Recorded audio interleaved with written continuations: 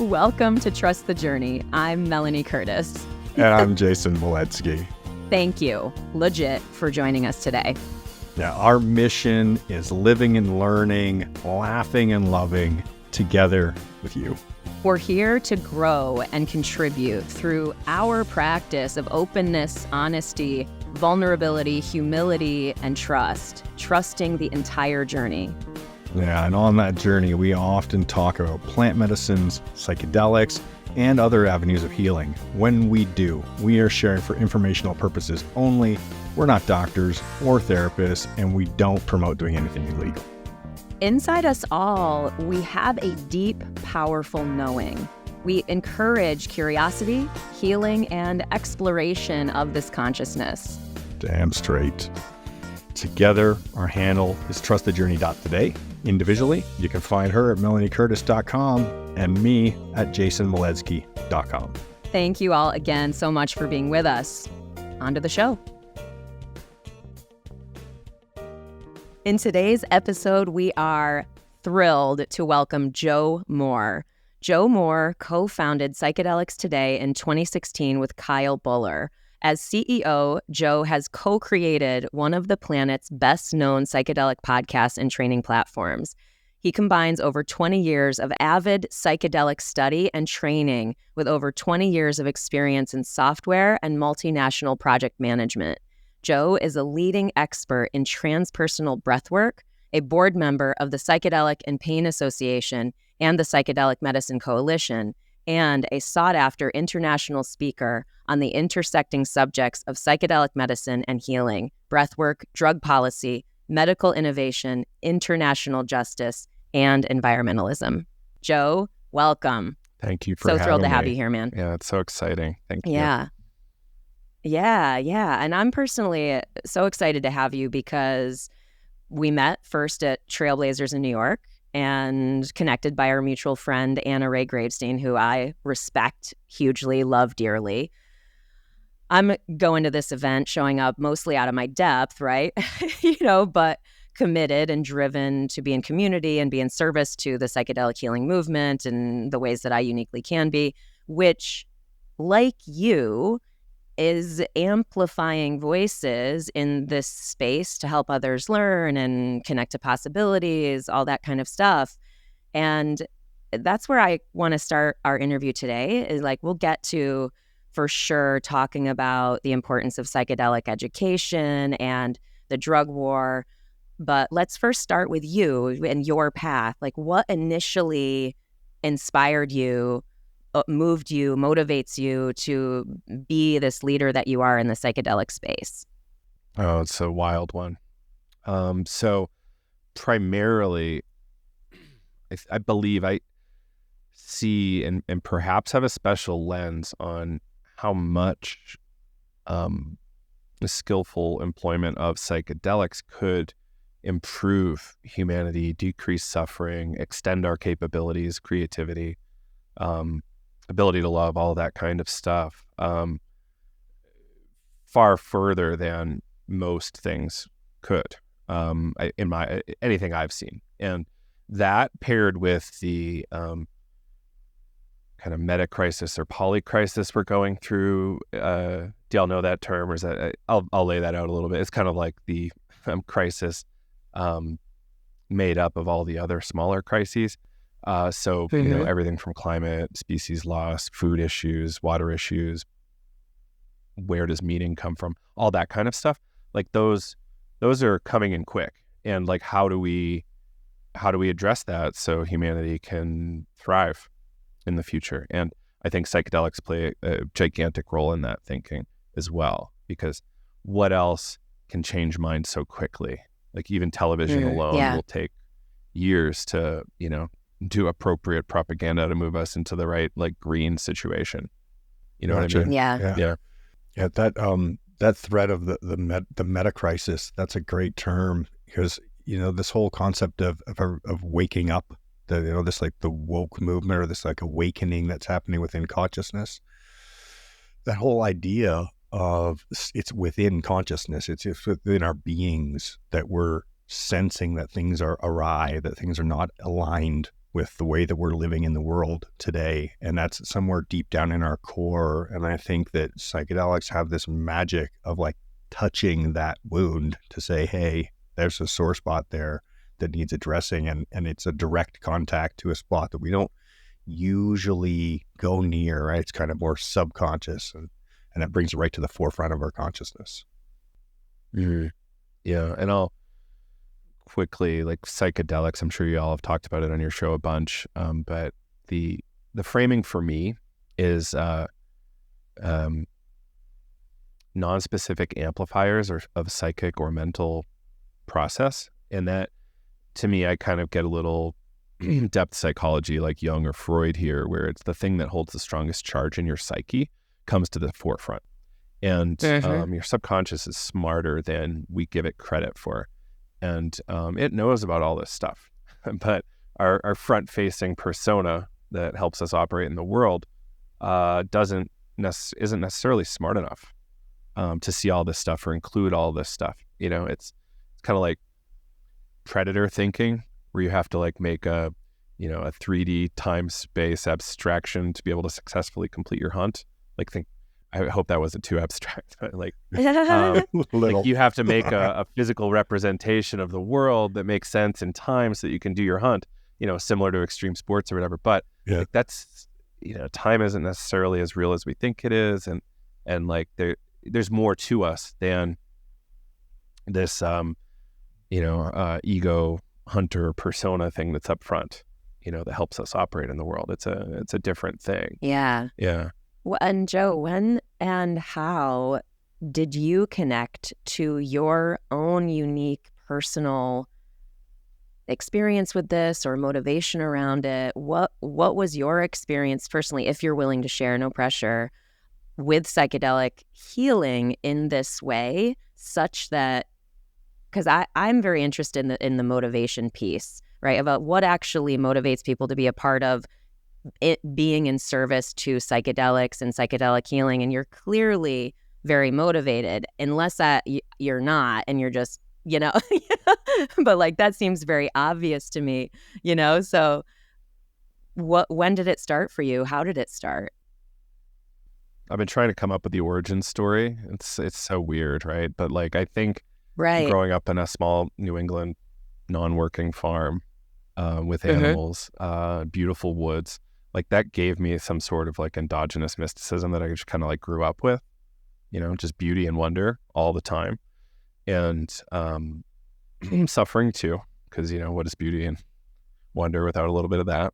Part of the ingredients. But yeah, there was some of that. There was like, a strong affinity for things like science fiction, like Star Trek was huge for me growing up. Me too. What else was like the X-Files, like the Scully Mulder combo, like that was earth-shattering for me. There was psychedelic stuff in there. They talked about all sorts of things, like even Holotropic breathwork, which I later kind of dove very deep into. But really the acute trigger was like post 9/11. I started school in September of 2001. Shortly after first time being on my own, that happens. Then I stumble into Philosophy 101. The Matrix is out. Like my teacher is just pounding the Matrix as like allegory for like what is it? Plato's allegory of the cave. And I'm like, okay, interesting. Like I'll keep digging in here. All of a sudden, there was a reference in one of my philosophy books to LSD psychotherapy happening in Soviet Prague with Stan Grof, and the stories were just outrageous. Like it looked like something out of Poltergeist or Exorcist, and I really kind of wanted to call bullshit on it. I was like I'm in college, like you're not supposed to be lying to me, everybody. Like this is really crazy. So thankfully, I went to the library. We had 4 copies of 4 different books by Stan Grof in the library, so I started working through them. Again, small state school in New Hampshire, and that was it. The storytelling was amazing. The technical aspects of LSD psychotherapy were really amazing to me. I'm very out of my depths, right? I'm studying philosophy, but I'm reading like hardcore clinical psychotherapy literature, from one of the greatest minds ever, in my opinion. And shortly after that, I find my teachers in Vermont, at the same time back at school, I'm, deeply into studying all the religious traditions, everything from Hinduism to Buddhism to even Christian mysticism, et cetera, as part of my degree work, and, deeply, mystical pursuits there. And then I find holotropic breathwork, which is like, well, let's deal with our kind of personal biographical stuff a bit first before we necessarily go double down on this super transcendent stuff a little bit. Like, that's kind of how I see it. Whereas like blow your socks off LSD high dose work, like you're not really working on your biographical material so much. You're kind of doing other stuff, which could still be helpful and useful, but it's a different deal. Right. Yeah. So it was me doing years and years of holotropic breath work, struggling with substance abuse, and being a young 20s guy in the world, trying to be delicate and sensitive. Yeah.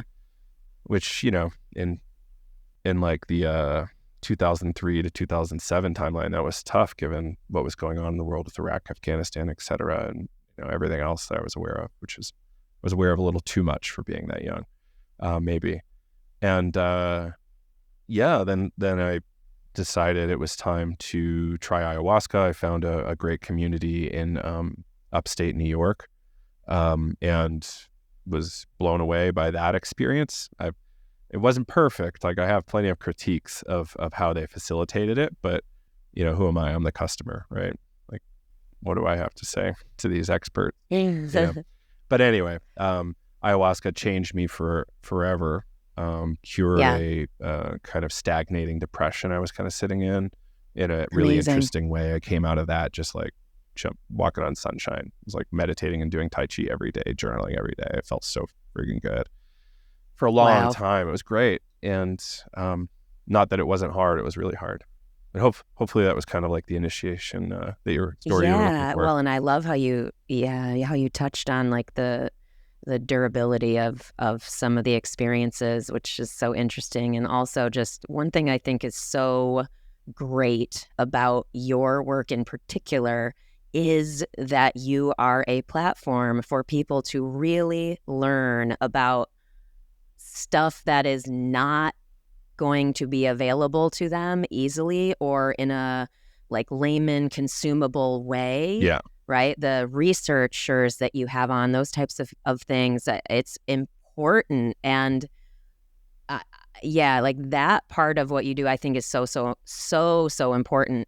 And I love that that's a part of your origin story, that you were called to that, right? And now you're like, how can I help other people? If I'm experiencing something, then someone else is probably experiencing something or wondering about these same things or will be interested at the same levels in this type of education. And I know that's really important to you, the psychedelic education. I mean, say more about that. Like, what is your position on psychedelic education? I mean, I don't even really know what to ask, to be truthful. I kind of want to give the platform to you to say more about why that matters to you so much and what people need to know about it. So I think it comes from a place of enlightened self-interest where, like, knowing that we're all in this together in a really serious and in a way that's really hard to English at all. And, given that we're all on this spaceship, Buckminster Fuller, big influence, Spaceship Earth didn't really come with an instruction manual. We have to build it on the fly here. So there's a lot to discover and work out. There's a lot of animosity that we need to get through so that we can be, on Team Human together. And what is that? And I think psychedelics are one of those tools that can help us transform culture, our relationships, science and technology, and so much more, spirituality, of course, too.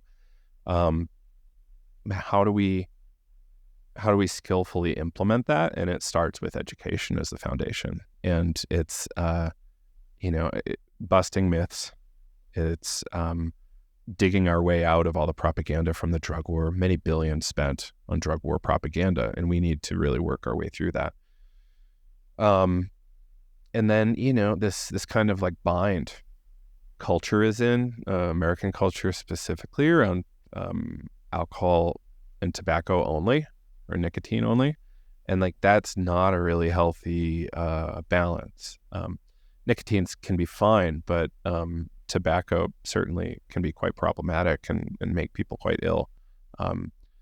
For reference, I've lost most of my family to lung cancers, I believe, is where they've mostly started. So I have some beef. But, there's people could be a lot healthier, and they could explore more of what their organism is capable of, what their, kind of meat suit's capable of, if they stepped outside the frame of there only being two acceptable substances to work with. And Yeah. while it's the case that you can still go to prison for possession of a lot of these things, like perhaps that's still worthwhile to explore what you're capable of. And if you look at the origins of the drug war, which is a big thing we like to talk about here, it's even the DEA themselves in their museum admitted that the drug war was founded for racist reasons. And but we're still going, right? Like, are they ever going to let go? That's a lot of money for them to give up. So, I like to educate a lot on the drug war, psychedelic history, like our long historical origins. Like, we've been interacting with psychoactives and psychedelics for many thousands of years as a species, and we should understand what does the literature say, what do the speculators like to say. Like, there's people that go so far as the human brain evolves so rapidly relative to other species because of the ingestion of psilocybin-containing mushroom species, which is an interesting theory. I don't know what to do with that, but it's it's gaining more credibility, actually. So, Joe, I'm a child of the 70s, and I grew up with an exposure to cannabis and psychedelics at a pretty young age. And they were very critical in my own, medicinal journey of getting through the challenge that is life and the things that come at you. And I very early on recognized that there's a deeper value to these naturally occurring plant medicines, psychedelics. And so I was, in that seat of very much recognizing cannabis it was saving my life. It was literally keeping me alive at that time so that I wasn't losing it and ending up in prison. And psilocybin and LSD came in early, and they informed me about a different way of thinking and a way to forgive myself, a way to forgive others, a way to be more just in tune with this environment. And so this whole drug war journey and psychedelic education and how they tie together, I guess I was lucky enough early on to encounter a pamphlet. I think it was from a library as well, like early high school library, about drug education. And it gave a breakdown of what are the real risks associated with different types of compounds, and helped to educate me as a young person, like early teens, about, where the big risks were and where lower risks were. And, I think this is one of the areas where, as a society, the needle has been moving on the gauge for people to have a better overall understanding, to say, certain compounds are high risk for addiction, for abuse, for, medical reasons, and certain compounds are a lot lower. And these ranges, let me just say, are the psychedelics are tending to fall into this area where more and more and more people are becoming attuned to the fact that there's very low health risk associated with them. There's very low addictive risk associated with them. And then when we swing the needle the other way and we look at, the legal compounds like tobacco or alcohol, the addictive risk is ridiculously high. It is right at the top of the chart. And right next to them, if you were to look in the illegal drugs area, like heroin, cocaine, methamphetamine, these types of compounds, of course, the addictive potential is off the chart. So it feels to me like there's a cultural shift going on that's very obvious if you're embedded in it like we are, that there's a differentiation, and the drug war inside of our own social service to society, individual social service, is recognizing that there are dangerous drugs and there are helpful drugs, ones that can actually help us. And marijuana has definitely led the charge in that way over the last 2 decades. And through the work of MAPS, right behind that, we've got MDMA coming in right behind, and psilocybin right in behind. So I'd like to hear your thoughts on how those compounds are leading the change in our cultural thinking and our, greater education on psychedelics. First, a quick plug. The Dr. David Nutt in, I think, 2009 published a study in The Lancet doing a comparative drug harm rating scale. The intent was to base UK drug policy on science. And turns out alcohol was the most dangerous to self and others. And LSD, mushrooms were in the top 3 safest out of like the 18 they checked out. Just, and cannabis and MDMA were kind of right in the middle. Heroin was safer than alcohol. Same with crack. So it's fascinating. Wow. But yeah, everybody should check that study out. The Economist did a good write-up on it years ago. Well, can you tell me the name again? We're going to put a quote in. Dr. David Nutt Drug Harm Scale, Lancet. That's kind of what I search for whenever I want to pull it up. It's really an important bit of research. Mm-hmm. Yeah, cannabis and MDMA being the ones that led the charge. That's really important. So I think Rick Doblin at one point wanted, had, I want to say come to Jesus, but he's Jewish. He had a revelatory moment in psychedelic, in MDMA sessions. I think he was doing MDMA psychotherapy with people because at the time it was quite legal. It was just quiet, and had a really important experience. And people, this is a repeating pattern in the movement. Like you get so much help that you want to help proportionately, which is sometimes a little troubling, but sometimes really awe-inspiring too. It's like, oh, look, I actually see how much this can help people. Like I want to be so involved. So, I think he started that charge and was really, early to say like, I want to bring this through the DEA and the FDA and make it prescribable. I think he started in like 86 or something crazy like that. Yeah, it's been like 35 years or so. Right. And, for context, I'll brag a little bit. I was born in 82, right? And like, I just can't believe somebody like almost as long as I've been alive has been at this. Right. And it's inspiring. It's so inspiring. It's a slow boat. Yeah. Moving to me for sure. To be like, thank you. Like serious gratitude to that effort, because no doubt it's part of what is allowing all of us to be in the conversation, in the work and all of that stuff. But yeah, go ahead.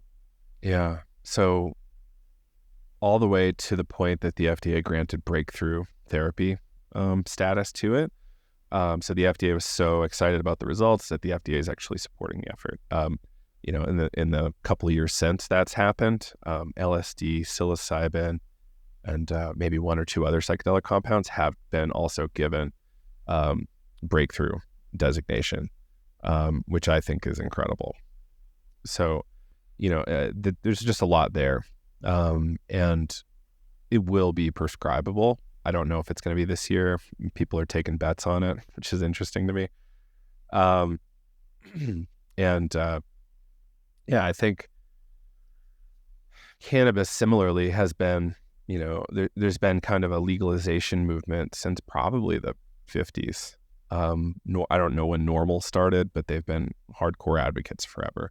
So I see cannabis as kind of like an early pioneer, but like setting the stage for this legalization, deregulation kind of conversation, which the legalization versus decrim conversation is super robust. We can maybe get into that later if you want, but there's I think cannabis is so much more approachable in kind of a Trojan horse way. Like it's radically psychoactive, right? Like we can have all sorts of experiences from this plant.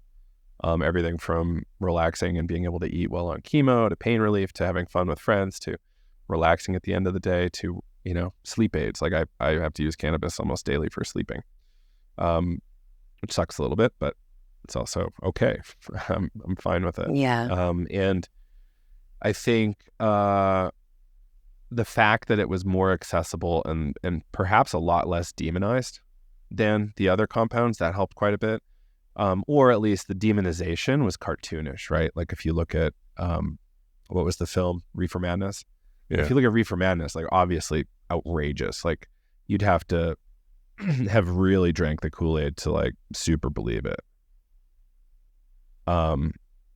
So yeah, I think in tandem, and then, LSD, MDMA with MAPS, cannabis with normal and other groups, plus like the larger drug policy reform movement, now we're actually starting to see a lot of consensus around this stuff. And I think we're going to keep seeing progress here.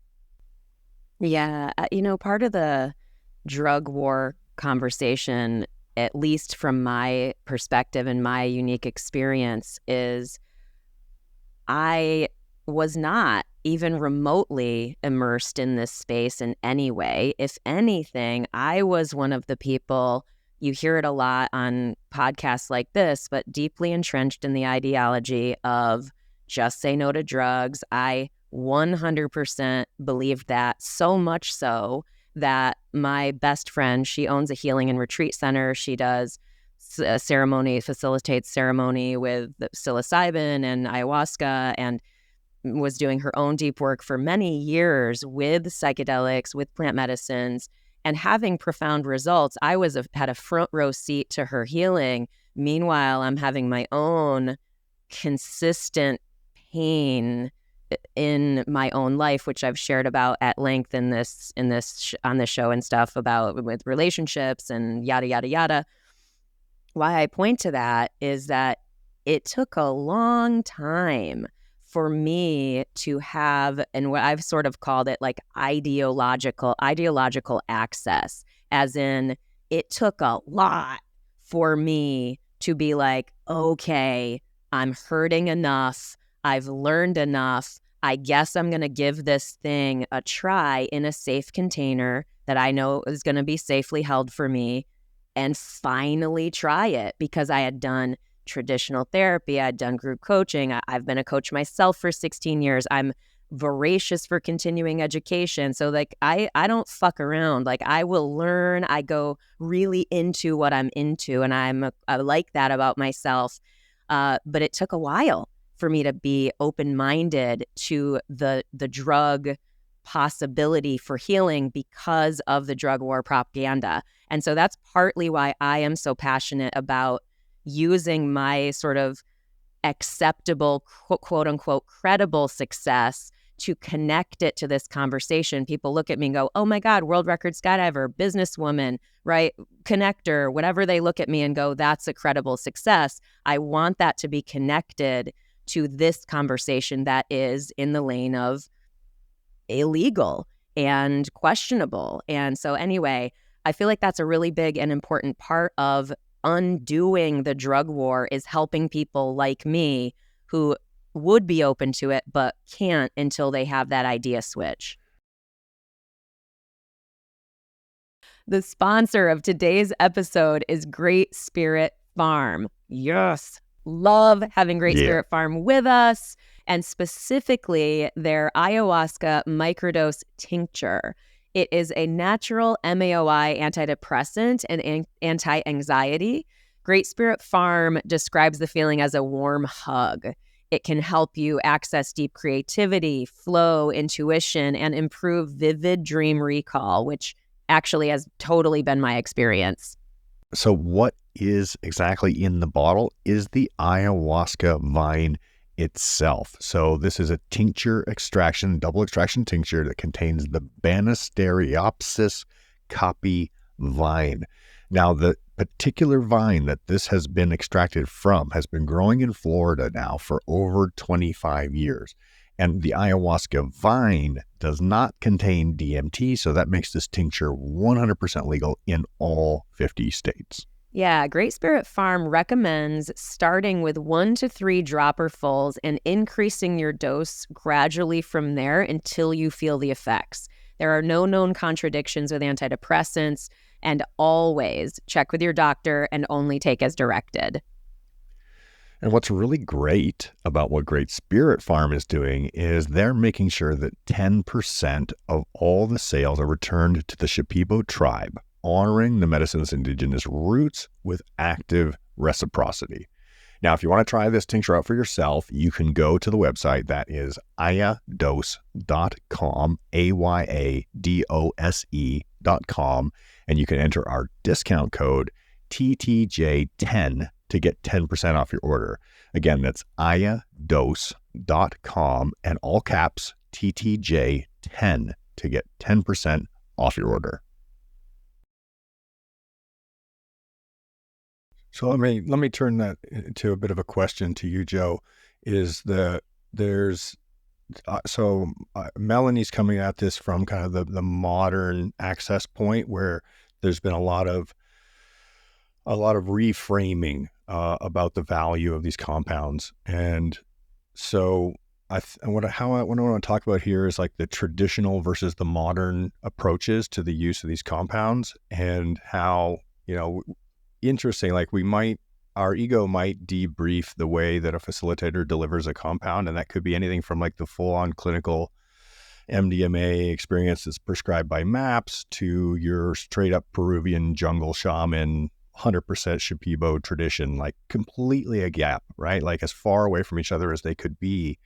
And I wanted to hear your thoughts on like how this lands and in the relationship to education, to say, is the clinical setting providing the bridge to modern Americans to be able to say, maybe this is okay, as in the sense that if it's prescribed by my doctor, I feel safe to do it. But if it's a jungle guy rattling and, feathers and I'm in a Maloka somewhere, that this is too far away for me to access. And I want to hear your thoughts around those concepts. Yeah. It's a good one. So on one hand, I think everybody's heard the phrase, you have to meet people where they are at this point in culture. And the modern medical framing, as occasionally disappointing as it is, we need to keep it for now. Sometimes it's amazing. I've had friends and family cured from cancer. I've had people harmed by Western medicine in my world, right? It just happens, right? It's a numbers game. It's a large statistical model. Like, it makes sense, but it's hard. And there's people that, have also just had all this propaganda. They've just bought it all. And any kind of non-doctor way of accessing drugs is terrifying to them. Like, I remember watching like 60 Minutes or Sunday Morning or something like that, and they were talking about crazy drug prices, and people would actually just accept that they can't afford the drugs and die versus buying black market drugs from China that would save their life. I choose death and following the law, which is like, who is that person? Like, I don't know. I hope I don't know that person, but I'm sure one or two of my friends are secretly deep rule followers that wouldn't want to take risks, right? So, that's that medical frame, right? Like, it's deep. I forget the guy's name, maybe Gary Laderman. He's a professor at Emory on religion, talks about how medicine is a sort of religion in our country, and the way we practice medicine is sort of a religious thing. So, as with anything religious, there's a lot of taboo and people get really scared. Yeah, and there's a cultural thing around being a good citizen as well, right? As we move from one culture to another, it's very, very different, points on the needle on the graph there. In some of the cultures that I visited, people just do not break the law, do not break the rules, and that's just the cultural normity. And I feel like the U.S. actually has a bit more lenience in that area, that we're a little bit more rule breakers by nature. It's interesting. I appreciate that. And it's wild to think. Yeah. And at the same time, there is a robust international drug trade. People around the world are breaking the law in that way and accessing, what they need and want. For better or worse, right? I wish it was through a regulated safe supply.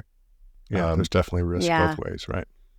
So this, back to your question kind of about like Western medicine versus indigenous practices. It's it's an important question to ask. And it's certainly not an easy conversation anywhere, right? Like in a lot of the indigenous frames, First Nations frames, like people are very skeptical of Western medicine ever being helpful. I've had conversations with some of these spiritual leaders who think psychedelics will actually literally be harmful for people because we don't have the initiatory framework and the ability to, work with spirits in the same way they do, and like there's so much there, and that's not an easy conversation. And I'm often confused by it because I say, well, look at the results from Maps. Like the results are insanely good. Similarly, the results from that Groff had in his inpatient hospital in Prague was unbelievable. And I think we have to look at the data even when we're having hard conversations like that. That said, there's even more nuance here where to what degree are we stealing their technology and not reciprocating and not respecting how they want it used? That's a really big and complicated conversation. I don't have an answer to it today. But then there's like, okay, a big question in this conversation is heritage molecules, right? So say mescaline from peyote or say Pedro, yeah. right? There's long histories of use in various cultures with those plants, and deeply religious ones. And how do we want to carefully think about that and perhaps move forward? And a lot of people say we have to slow down before we figure that out. There are international treaties where we could lean on that for guidance, like the Nagoya Protocols, which I think just about everywhere signed except for the United States. Go figure. And that's all about reciprocity and making sure these groups get money and get treated fairly in the process. And then there's other folks who just think we shouldn't be doing any of this at all. Even if it's not a heritage molecule, which I'm always curious. I'm like, okay, what about MDMA and LSD? Which, that's often what I'll bring up in these tough conversations. Like, help me. My tradition comes from Soviet Prague. Like, I don't know how to relate to this. Like, so Soviet Prague was twice occupied, first by the Nazis, then by the Soviets. And, Slavic peoples have been one of the historically most oppressed peoples in the world. We have good documentation, at least, on that. So, it's an interesting scene, yes, also an oppressed people, and just very different pathway, came from a Swiss lab, and we do have to have a similar conversation around mushrooms. Are psilocybin containing mushrooms only a New World phenomenon? I think the answer is no. I believe we had them in Europe. I think there were European psychedelic traditions. I think they were just all throughout Moab here. You find there's drawings of them, and throughout Africa as well. The mushroom man concepts. So I want to kind of just pivot us for a second there. I've been in psychedelics 35 years, and only the last 7 have become oriented around traditional healing. And there's this interesting story of like, I come from the modern side of it, LSD first, and then MDMA not that long after. And it wasn't until the last 7 years where I really was exposed to ayahuasca in the traditional sense and following the, Shipibo teachings and these traditions. And I find deep value in both. I can say that the time that I've been exposed to, let's say, the modern use, MDMA, for example, absolutely pivoted my entire life of like the value of who I am as a person. I will put a big chunk of, say, thank you to who I am to those compounds. But then also I have to greatly credit that my exposure to these traditional teachings has opened my eyes to a new way of thinking and a new way of seeing and feeling and being and connecting, and with substances like tobacco, Nicotina rustica, right, in the ancient traditions, and having such a toxic relationship to these compounds, and then now reframing that and looking to say, oh, maybe there is medicine in here for me, and maybe it is going to affect me in a way that I couldn't see the value in. So I guess I really just wanted to put a Just a closer on that to say, there's a value on both sides of it. Yeah, and maybe give it a chance to hear any thoughts. Like, I believe you're in a similar situation to me, where you mentioned, your first exposure to ayahuasca is somewhere in New England, and you had your feelings around how it was facilitated, and then have you also gone to the traditional, native peoples, indigenous peoples, and had these same polarized experiences? First thing, one of the biggest lessons I think we all should be learning, psychedelics and not psychedelics related, is can't two things be simultaneously opposite and true, right? Correct. Like there's a lot of non-binary logic at work when we're investigating the universe, and we need to become more comfortable with that. Like, there's a lot we can gain from modern science and medicine. There's a lot we can gain from ancient traditions. Like, there's no doubt there's a lot of conflict between them, but I think the most optimal solution is to figure out how to learn from all of it. Like, think about the reaction of contemporary allopathic medicine towards traditional Chinese medicine, Ayurveda, and I'm sure there's even some really interesting things to learn from homeopathy. I have no idea how to relate to that, but it's similar to TCM in some aspects. So I think there's just a lot to learn. So my experience was a Shipibo practice. It was Shipibo facilitator shamans who are very respected by what I can only assume was connoisseurs in the space, just based on their perceived resource level and all that kind of stuff. Like the primary issue, and I'll straight up name it, was people were driving home to Manhattan that evening. Okay. I'm like, wow, what on earth makes us comfortable with that? Like, the fact that people would be willing to drive home after a ceremony is just unconscionable. And like in the modern psychedelic movement, we know that's not a good thing to do. So that was the biggest issue. And I have a lot of respect. Like, I experienced the magic on the mat from the shaman. Like, it was very interesting and very helpful for me. So I haven't seen what gringo neo shamans do, right? I imagine sometimes I would love what they do, and I imagine sometimes I'm going to run right out of the room. Like, I don't have time for that. Right. Yeah. Right.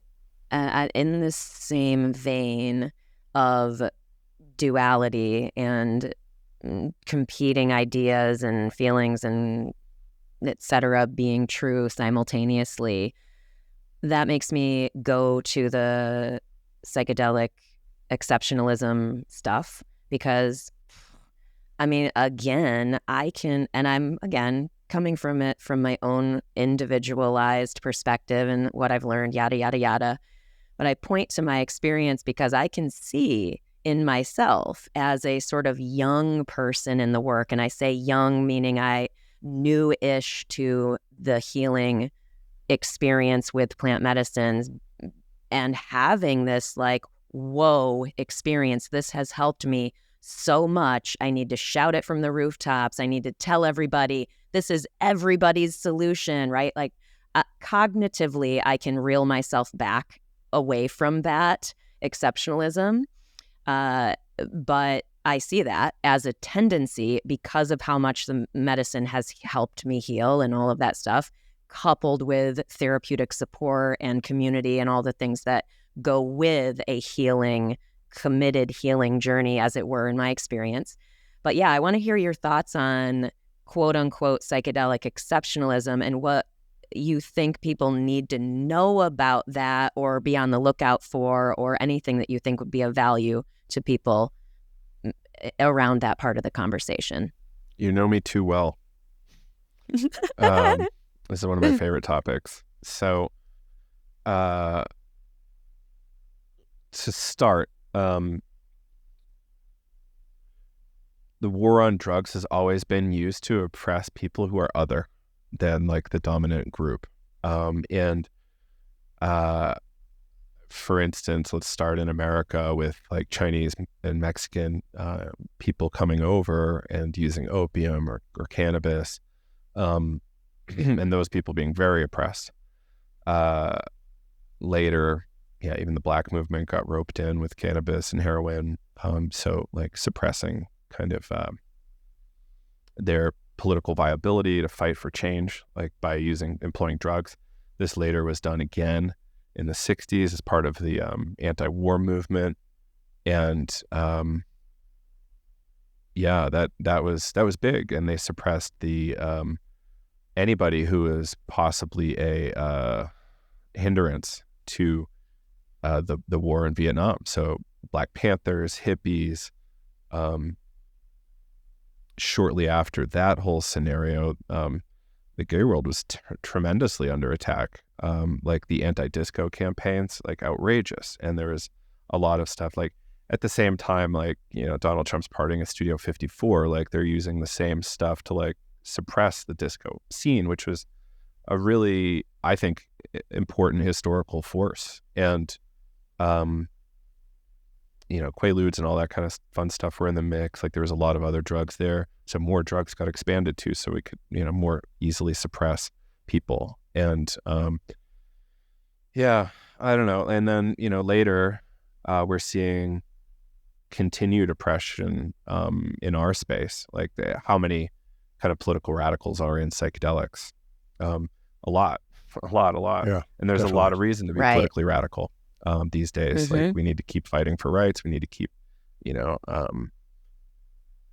invasions on our privacy at bay. And this all ties into the drug war. So it does not take much for a group to want to feel special over other people.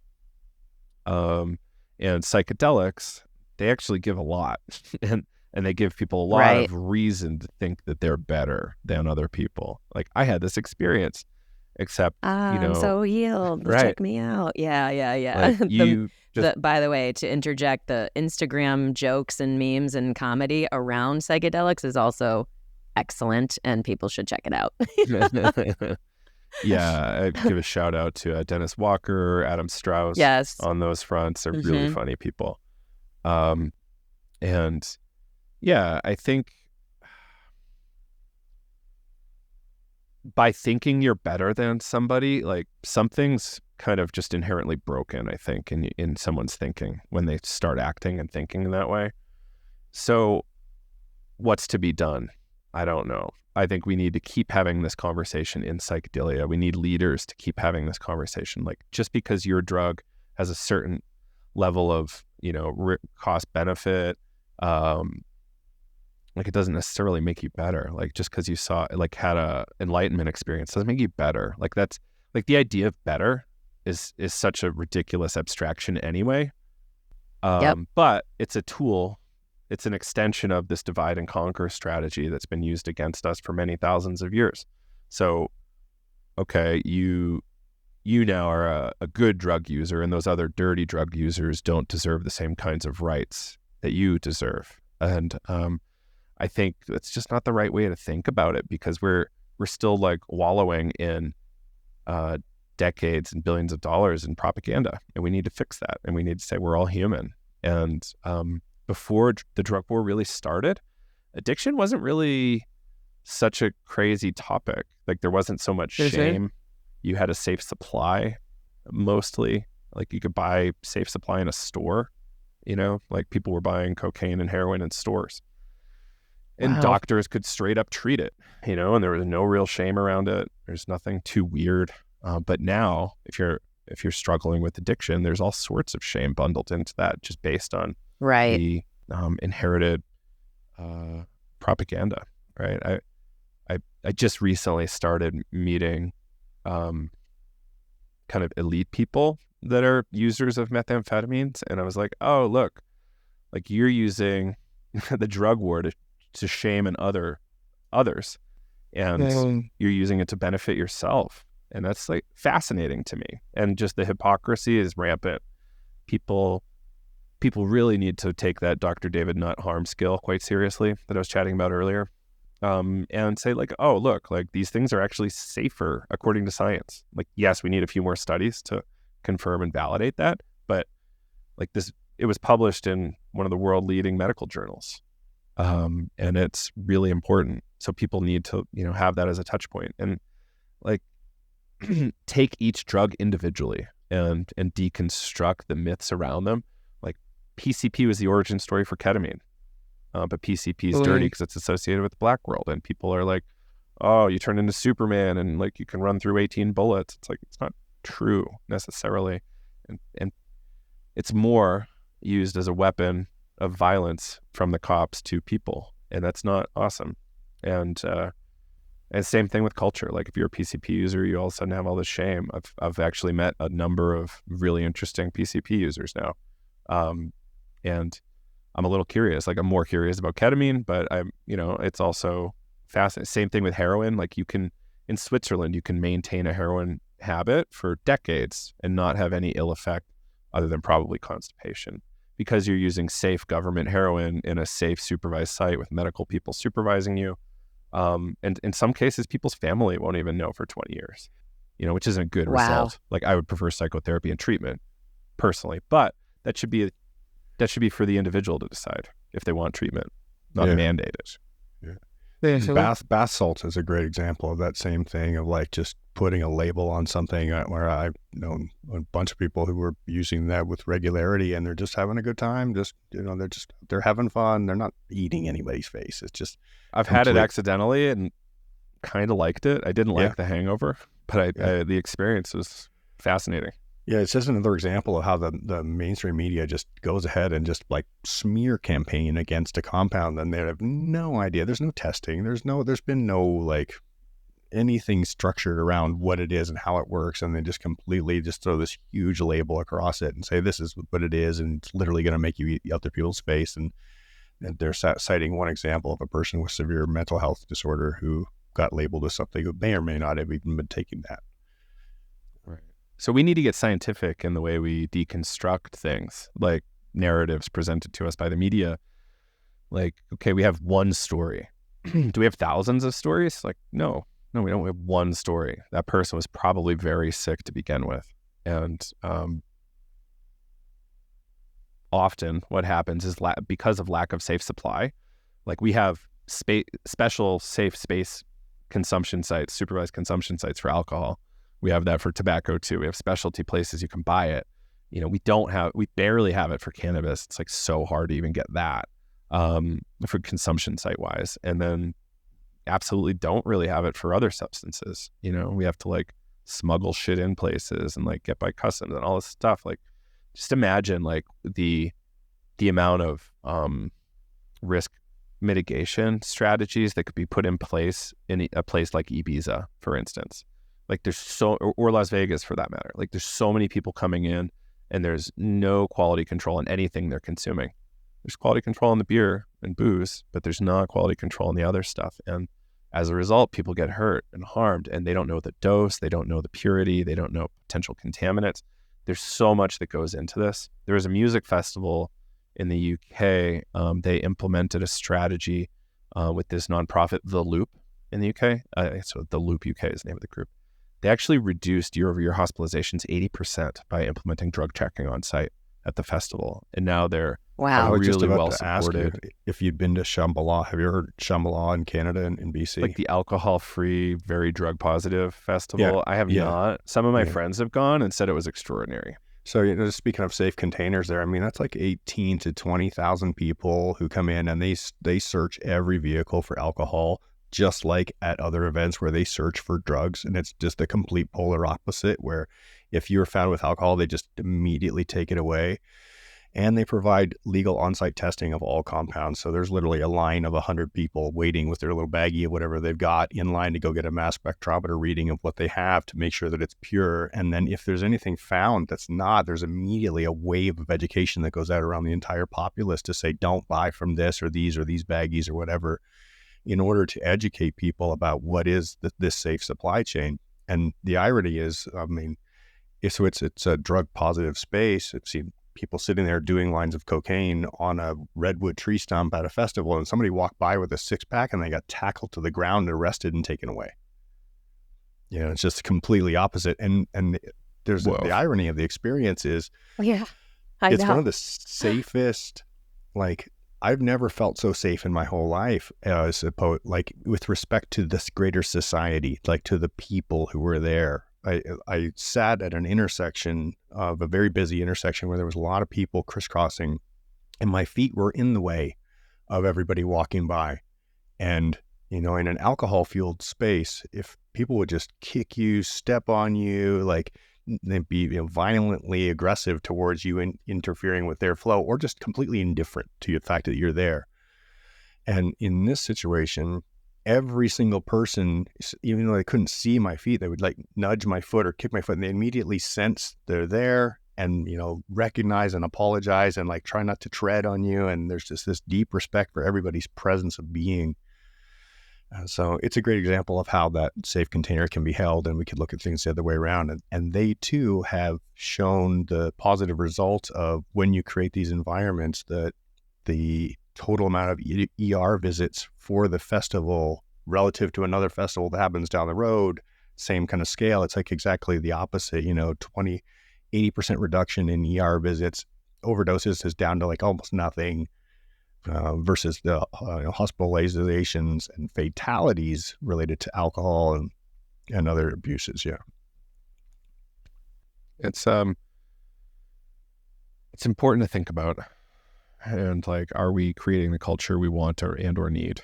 I think we're working on it in the psychedelic space. It's a long project. One of our biggest and funnest podcasts Kyle and I did. It's called Contexts of Use. And we were just like running through all of the scenarios of use, and recreation gets left off the table. And I think that's a hangover of our kind of, somebody framed it to me interestingly the other day. I always say the country was founded by Puritans, which is half true. And it was half founded by Puritans and like the European Enlightenment types. Which is, all sorts of interesting implications. Yeah. Enlightenment types. People that wanted to think they were like Voltaire. Right. And, like we're constantly in struggle around these two impulses of like a free society and a highly repressed society. And how do we want to balance that and think about that? And is pleasure good? Like, some politicians say pleasure is really bad, and others are like, oh, pleasure is very good. and I like to frame it as pleasure is medicine, movement is medicine. Mm-hmm. Getting out and dancing on MDMA could potentially really help somebody if it was the right scenario. This guy right here. Yeah. Absolutely. Sweating it out on the dance floor. Somatic. Right? Experiencing, friendship, connection. I always say the medicine is always different, and like opening up that non-judgmental frame around, the contemplation. I mean, broadly in this conversation about how are we showing up in the society, and it's interesting how it does require a bit of that rebel energy, that willingness to question the ideas, but also the laws that are dictated to us, that we had no say or no part in establishing. You know what I mean? It's a thing, and we touched on it earlier about this rule following and whatnot, but that's a big part of it. It has been for me, where I'm like, I'm choosing very intentionally to be out in the world. We've talked about offline this notion of coming out of the psychedelic closet and bringing real intentionality to that. How do I want to be in this conversation? Is it with my family at home around the dinner table? Is it in a public forum like the way that we do it? Is it going to an event and just learning, like, what is it, posting on Facebook and seeing what comments come up? Who knows? I don't it's one. But that's a part of it as well. And there's a bravery to it, which is also found in the healing portions. It's also found in being willing to step into educational spaces where we might feel dumb or look dumb or worry about that, right? Because we are, quote unquote, like I said earlier, out of our depth. Like there, I think that bravery component can sound maybe cliche, but I think it is an important one when we actually connect to it and go, it's not just in the healing, it's also in how do I want to be in this and in service to this if that's something I'm called to. Mm-hmm. So, like, I would love to go into recreation more, but there's one other more important thing that I want to get into. Please. Is the creative problem solving. There was some interesting research that Jim Fadiman and others are working on in near Stanford at Palo Alto. I think it was the Institute for Advanced Study, but I think that's Princeton. Maybe they're the same name. But they were doing creative problem solving work with architects, engineers, chemists, scientists of all kinds. And they had to bring problems to these sessions that they've been stuck on for 6 months or greater. Wow. And people were knocking problems out in an hour, like 20 minutes to an hour each. After 100 micrograms of LSD, I believe they were relaxing, listening to music for the first hour or so. And then they would work on their issues, solve things. Eventually, the study said, you need to bring more problems. Like people had to bring, 3 or 4 problems to solve. So they could take advantage of that really interesting window. We all know the famous stories about like the discovery of the double helix structure of DNA, and which may or may not be contested. I don't know. That's a tough one. But the degree to which LSD informed Steve Jobs and the Grateful Dead also informed him, like that's, no doubt changed the world for better or worse. So Bruce Damer is this gentleman. It was a gigantic influence on me. He and I had a conversation last week, I think, about his new group, which is I think it's called Center for Minds Foundation, maybe, and they're actually rebooting this research.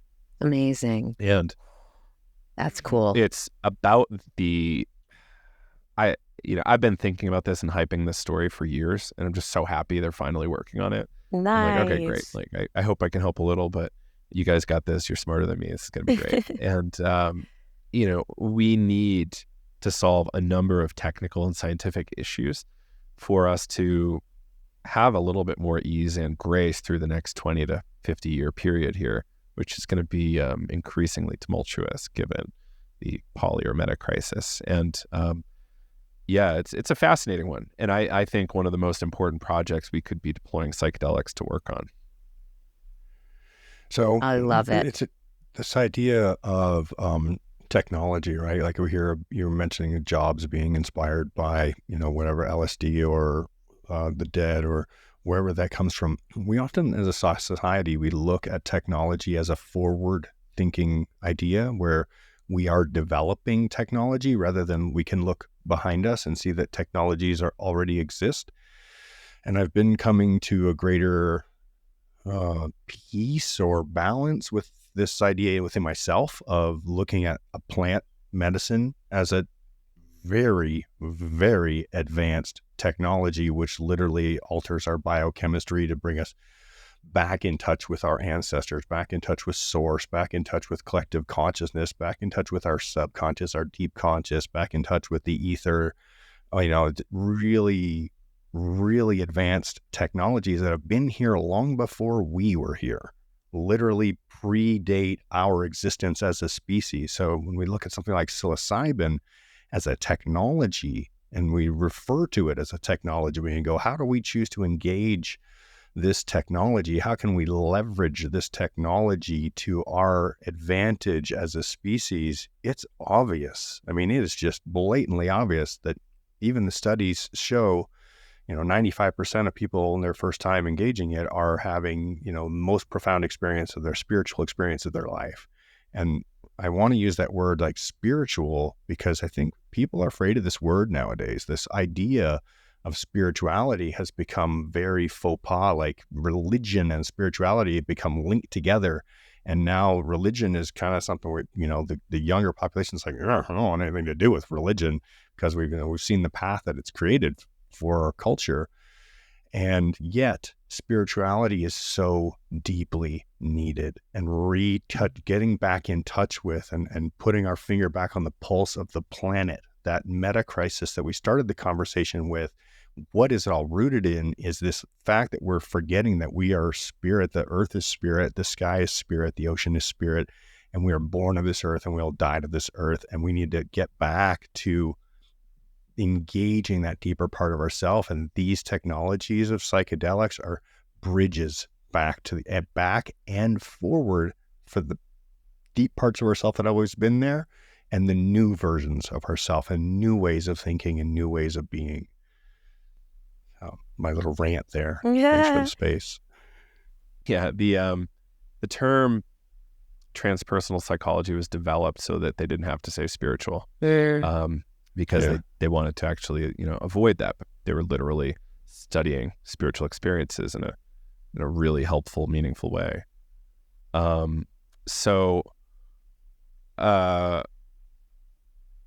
The spiritual is really important. That was one conversation I had with an Indigenous leader, a First Nations leader in this space, because they were like, there's no spirit when you're doing this work in clinic. I'm like, I don't see it that way, but I understand how you could see it that way. Sure. So it's really important that we lean in to figure out what is our relation to this other realm, other means of experiencing things, other ways of knowing is an interesting term. Indigenous ways of knowing, like the scientific rational process isn't the only way that people historically have known things. Right. There's other ways. Right. And like hyper rational, objective materialist thing, I like to call it like logical positivism or something like that, where the only meaningful conversations you have can be about things that have been validated multiple times in studies. Yeah. Like that's the only thing you can talk about. Your experience as a human has no value. In other words, I think we need to flip the script there. It's one of our values at Psychedelics Today, is taking the human experience very seriously. That's amazing. And we've learned a lot, from people like our mentor in Vermont, Lenny Gibson, talking a lot about philosophy, Alfred North Whitehead, who developed process philosophy quite extensively, and that being kind of an extension of Plato's work in a lot of ways, which is quite a complete system of philosophy and really compelling. And it flips the script from the world, the foundation of the world being atoms, to the foundation of the world being drops of experience, and like how that immediately values experience as opposed to devalues it. And one of my friends is at NYU, like, helping on one of the trials, and somebody talked to her about her mystical experience, and they immediately tried to, endogenous mystical experience at that, no drugs. They immediately tried to biologicalize it. Like, what does this say about your father, your relationship to your father? Which is like, what? Like, how could you, like, there's ways in which you could maybe analyze it 3 years later that way. Yeah. But like, if it's fresh, like that's an absurd and quite rude thing to do, and devalues again the mystical experience and the human experience of the mystical. So there's a lot there. So thanks for bringing that up. I love this notion of taking the human experience very seriously. I feel like that's a core value of my life. I just never had it expressed in that succinct of a sentence. It's beautiful. It's beautiful. We had to workshop that really hard. Thanks, man. I appreciate you doing that work for me. Before we run out of time, I know that you are a huge advocate for the earth, for environmentalism and whatnot. And, I want to what should we know about that? Like what given the platform that we are on today, you know, what would you say to us? What would you invite them to learn more about, or what's the most pressing issue that you see or most passionate issue for you that you want to give voice to?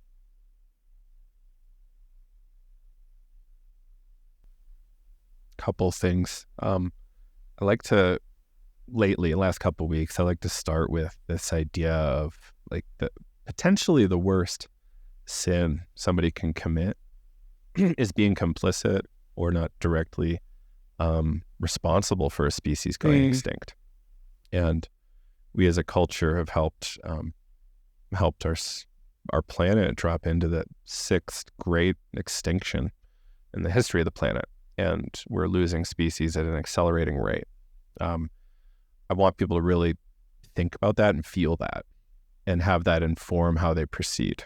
It's not necessarily the case that you need to like shrink into the corner and starve yourself so you don't do harm. It's like, how can I make a better handprint here? How can I make a better imprint on the planet?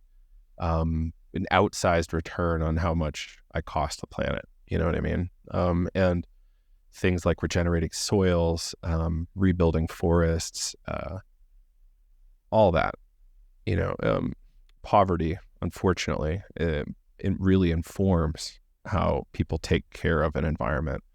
And like, we need to figure that stuff out. We need to figure out how to do ecological education in the face of that kind of like poverty, desolation, and desperation. And I think psychedelics can help us there quite a bit.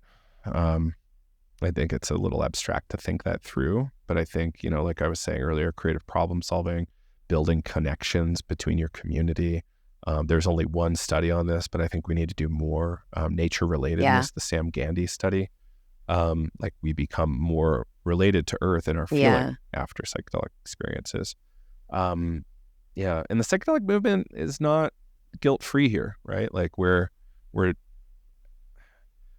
the ayahuasca thing's a little complicated. Like there's a little bit of over-harvesting that happens. So people have to go deeper in the jungle to find it for their own, indigenous needs.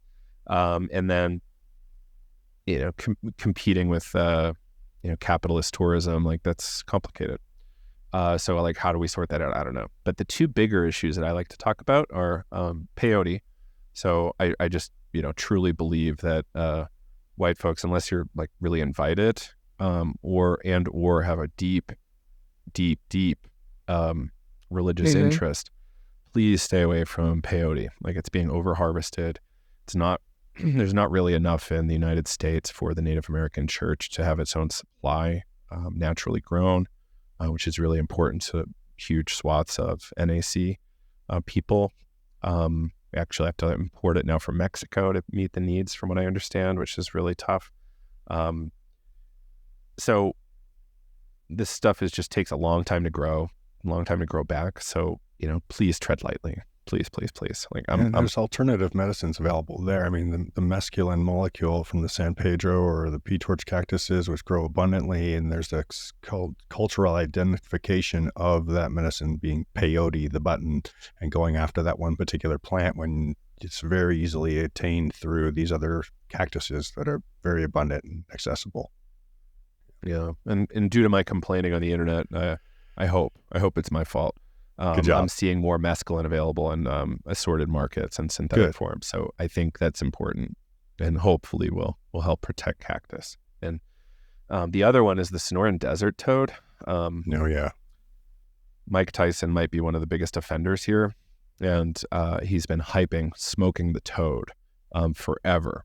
And like, I believe he's consumed probably far too much for his health and for his ability to think about the ecological implications of what he's doing. There was a recent paper published by Robert Villa, Villa, from the Tucson Herpetological Society, studying this and putting it down in a actual journal about how overharvesting and humans being even in their environment could be devastating to these populations. So people can introduce a fungus that could wipe out acres of toad habitat and toads. You could a lot of people harvest and pull the toads far away from home and just leave them somewhere. And the toads can't get home. They don't have enough venom to keep themselves safe, and they're already exhausted. So like defense at night becomes really hard. And yeah, and then there's all the other stuff like construction in these areas and roads and increased ultraviolet exposure due to atmospheric issues. So it's multifactorial, but I think Mike Tyson just hyping it over and over has been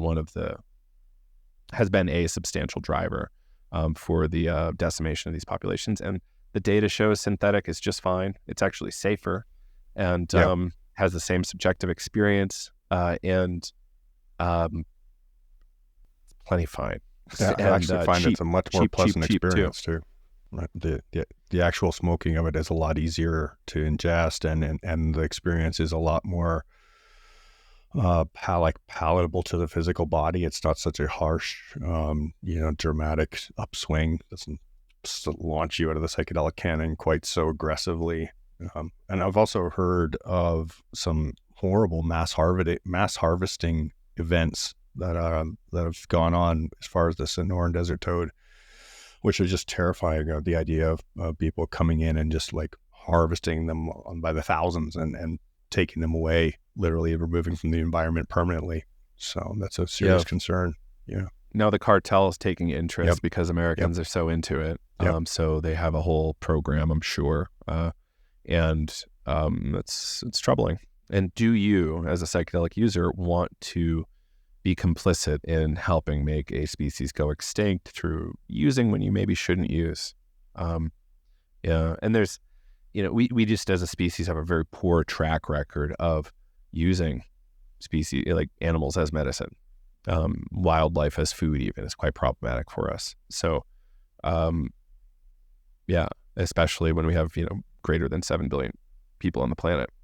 There's also combo, which I don't know about extinction with combo, but I do think there's some serious issues around, ethics there. People are using the secretions of this Amazonian frog and burning their skin and administering it into the burns and, having interesting non-psychedelic experiences, I guess. Sometimes psychedelic, maybe. I have a hard time with this one because one of my friends alleges it cured his cancer. So I'm like a little perplexed, but I still think like the vast majority of people let's stay away from wildlife as medicine, folks. Like I think that's just a big thing that we should try to stay away from. And where can we invest our time and resources so that we're actually bettering the planet as opposed to extracting more than we potentially should? Joe, thank you for being the voice that you are in this work, in this world. I acknowledge you for that. I mean, really, man, we joked about it before we started recording that I'm fangirling and all that, but it's true. It's because when I see someone really stepping into what's true for them and what's honest for them and what's also brave for them, it's worthy of respect and acknowledgement. And I see that in you, and I'm very grateful for the work that you're doing because you've helped me immeasurably without even knowing it. True.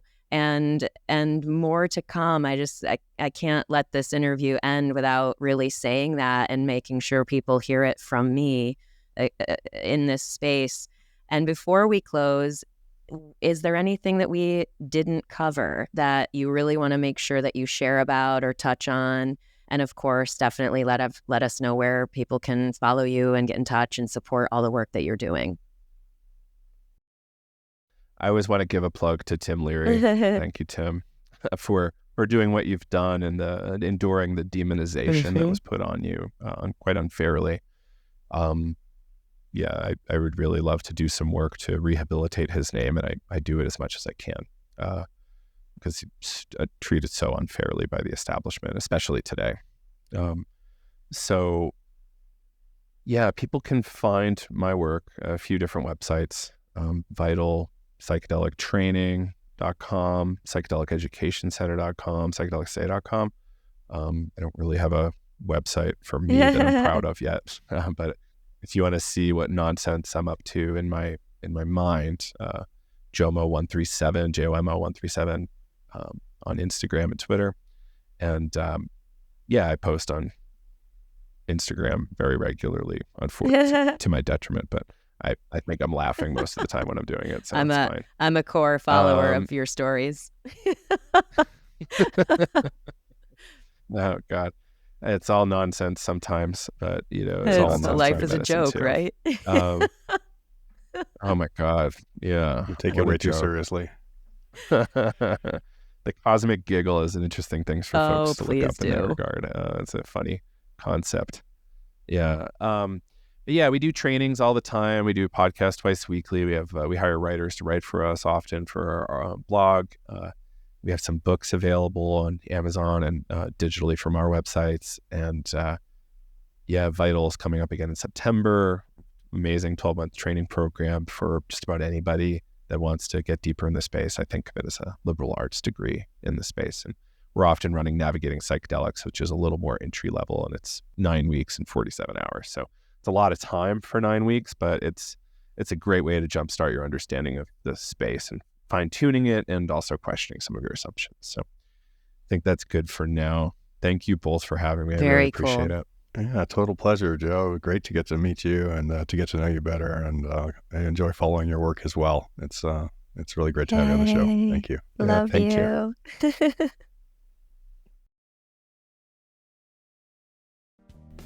Thank you, everyone, seriously, for listening, for spending your valuable, valuable time, energy, and heart with us. Every bit of it makes a difference. Yeah, thank you. We would love it if you could show your support for the show by subscribing on YouTube, Spotify, or Apple Podcasts, or follow us on Instagram. You can always click the like button, leave us a comment, or share an episode with somebody directly. Like we mentioned, every month we host integration coaching circles. So much good work is happening there. You are invited to join us. Go to trustthejourney.today/integration. The Trust the Journey family includes these integration coaching circles and our private Facebook group where we connect and support each other. Join us by going to our website, trustthejourney.today, and click the orange Patreon button.